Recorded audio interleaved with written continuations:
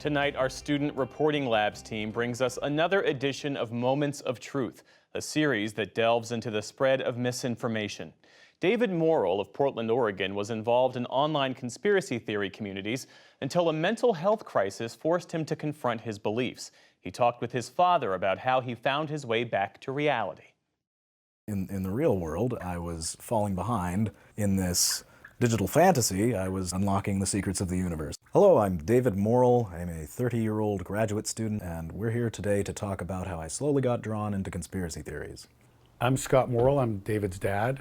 I don't think at first I had any inkling that something was going on. It all started with something called the Cicada 3301. It's this online puzzle. It starts with basic problem solving. You would take, say, an anagram and arrange letters correctly to get a URL. I got involved more deeply in communities that were trying to crack this. I started going on Reddit specifically. I realized I couldn't. But there were other less well-known puzzles and challenges that people were directing my attention towards. I got it up in my head that there was some shadow group running everything. Maybe if I solved these things, they'd let me in. I'd be a member, right? I never knew what the grand sacred truth was. I was just going through a hero's journey of challenges and puzzles to try to get there, maybe.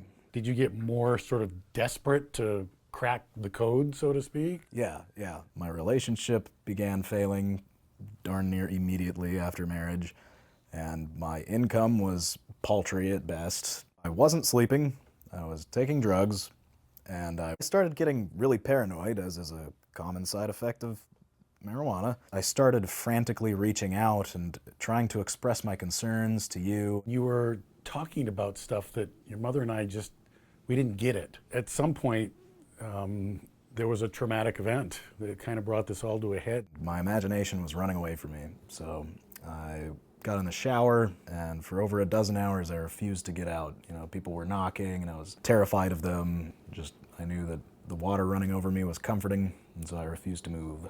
On hindsight, the doctors have labeled it a drug-induced psychosis, which means I lost touch with reality completely. It's an absolutely terrifying thing to see a loved one in that much distress and not know what you can do about it. We called in some experts that knew how to deal with it and basically talked you down and helped you on a path to recovery. You started working with some people in the healthcare industry that helped. Yeah. I wish I could give more of a single moment where the not believing in conspiracies kind of emerged. All I know is that by your not being judgmental, by not telling me that it was all fake or that I was crazy, I was able to slowly climb back out because of your support. So, thank you. You made me cry. Since then, stuff has taken a turn.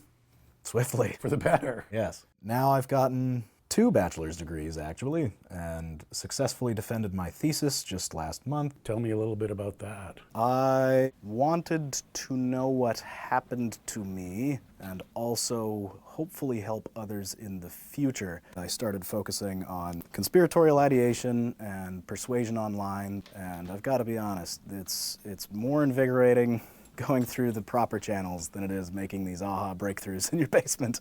Well, and I hope that your mother and I we weren't accusatory. You were very supportive. At the end of the day, I could have dismissed anybody except you guys. You've made it abundantly clear throughout my whole life that you care, so I appreciate that.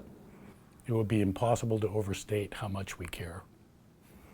Sorry I lost my way for a bit.